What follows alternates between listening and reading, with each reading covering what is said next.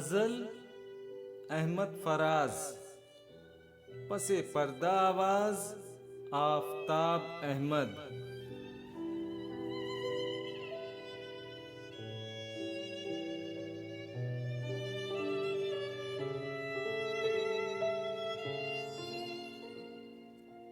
आंख से दूर न हो दिल से उतर जाएगा।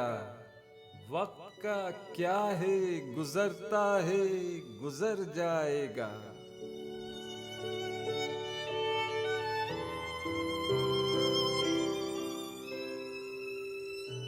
इतना मानूस न हो खलवते गम से अपनी।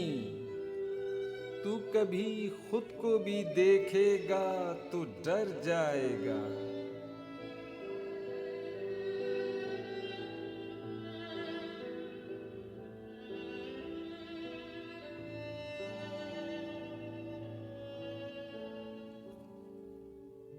डूबते डूबते कश्ती को उछाला दे दो।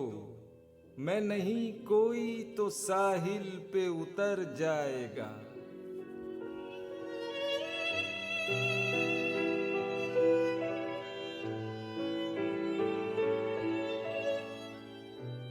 जिंदगी तेरी अता है तो ये जाने वाला तेरी बख्शिश तेरी दहलीज पे धर जाएगा।